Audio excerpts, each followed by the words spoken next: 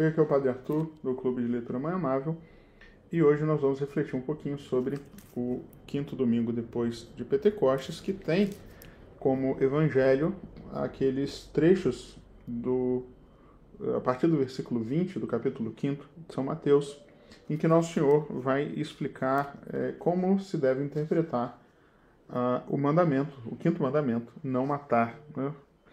E Nosso Senhor fala que existe o pecado, claro, de matar, né?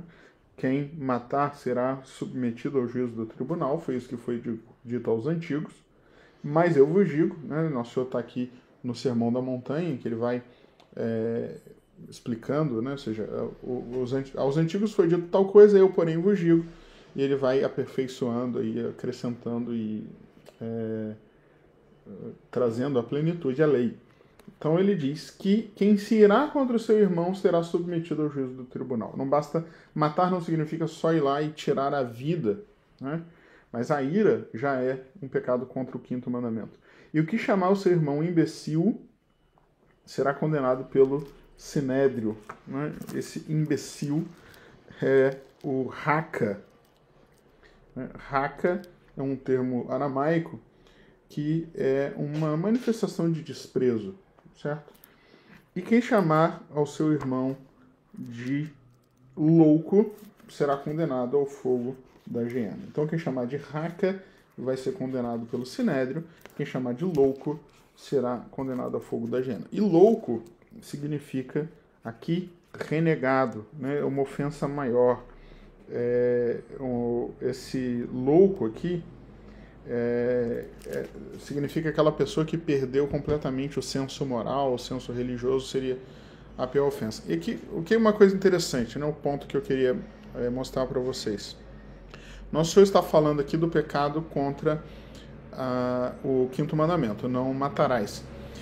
E ele mostra que não só esse pecado não deve ser interpretado somente como a proibição do homicídio, né, ou do assassinato, mas que existe uma série de coisas que entram nesse não matar.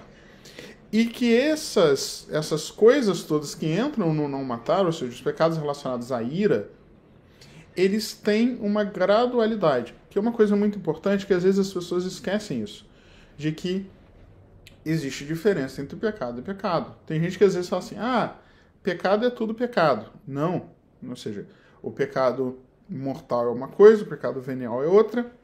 Dentro dos pecados veniais tem pecados veniais piores, ou seja, mais ou menos pesados, né, digamos assim, e a mesma coisa com relação aos pecados mortais. Evidente, ou seja, uma coisa é você matar uma pessoa, outra coisa é você matar a sua mãe, outra coisa é você matar 5 pessoas, uma coisa é você se irar contra o irmão, outra coisa é você chamar de imbecil, outra coisa é você fazer um xingamento pior. Então a gente tem que ter essa noção que existe uma gradualidade nos pecados e, evidentemente, uma gradualidade também nos castigos, né? Então as pessoas que têm uma ideia bem esquisita de que a pessoa já está em pecado mortal, aí ela fala assim, já vou ter que me confessar mesmo, aí vai fazendo um monte de outros pecados mortais, como se fosse tudo a mesma coisa, né?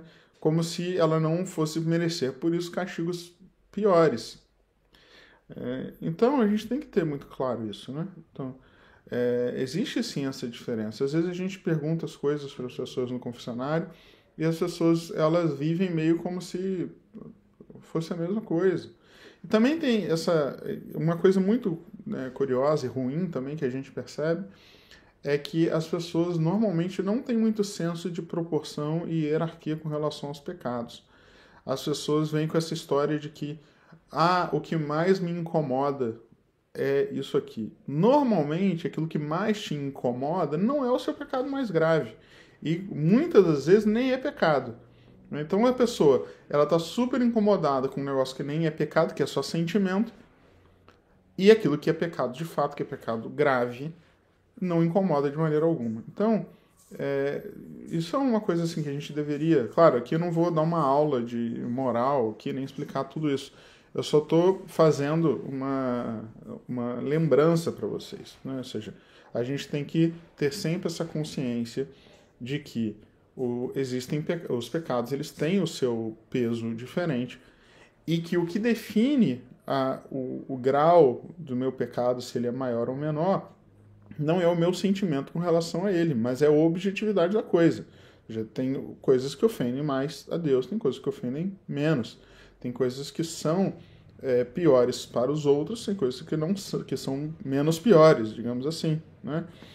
Então, e a gente tem que buscar conhecer a doutrina da igreja para que a gente justamente não fique ou nessa ideia esquisita de achar que é tudo a mesma coisa, ou então que a gente não fique, às vezes, errando o alvo, no sentido assim, porque se a gente não sabe o que é mais prejudicial para a nossa alma, a gente corre o risco de viver toda a nossa vida espiritual se concentrando em coisas que são menos importantes e deixando passar outras. É como se fosse aquilo que o nosso Senhor falou numa outra passagem, que ele fala da pessoa que engole a mosca, não deixa passar a mosca, mas engole o camelo.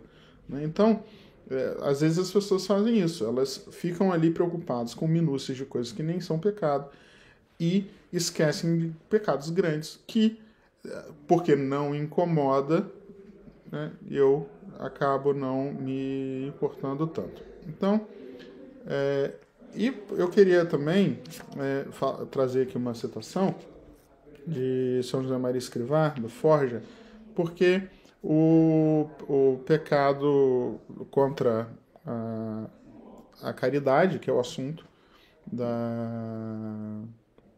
da leitura de hoje, não é só algo que a gente deve evitar, mas a gente deve transcender isso na busca da vivência de uma caridade heróica.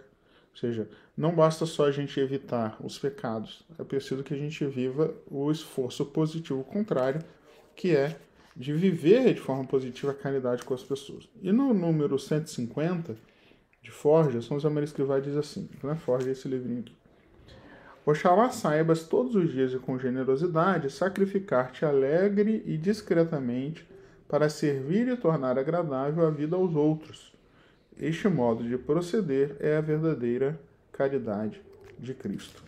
Então, a gente se esforçar não só para não cair nos pecados contra a caridade, mas a gente viver de fato de forma positiva a caridade, nessa maneira que ele fala aqui, todos os dias com generosidade, se sacrificar de forma alegre e discreta para servir e tornar agradável a vida aos outros. A gente acabou de sair de um ciclo de leitura aqui no clube, em que a gente leu o livro Tornar a Vida Amável. E é justamente isso, ou seja, a caridade que a gente deve viver é de a gente saber perder, ou seja, a gente saber sacrificar a nós mesmos para que os outros tenham uma vida mais agradável, né? Ou seja, para que os outros tenham uma vida melhor, mais leve, mais feliz. Isso é caridade, é o serviço que a gente faz em prol do bem dos outros. Evidentemente, o bem principal é o bem da alma, a santificação das pessoas, mas também nas coisas simples, que a maioria das vezes a oportunidade que vai surgir para nós são dessas coisas simples, né? Da gente fazer pequenos gestos de atenção, pequenos gestos de disponibilidade, que vão fazer com que as pessoas se sintam amadas e elas um dia, né, podem perceber que nós fazemos isso porque nós amamos a Cristo e em Cristo nós as amamos também. Então é isso, né? A mensagem de hoje é essa, né? Resumindo, né, os dois pontos principais da gente ficar sempre atento a essa questão da gradualidade dos pecados, que é uma das lições do Evangelho de hoje, e também com relação à caridade, que é o assunto que nosso Senhor usa para explicar essa questão da gradualidade, da gente se recordar de não só evitar os pecados de ira, mas de fazer o contrário, ou seja, da gente ser pessoas de tal maneira amáveis que nós tornamos amáveis também todos os passos da vida dos nossos irmãos. Deus abençoe.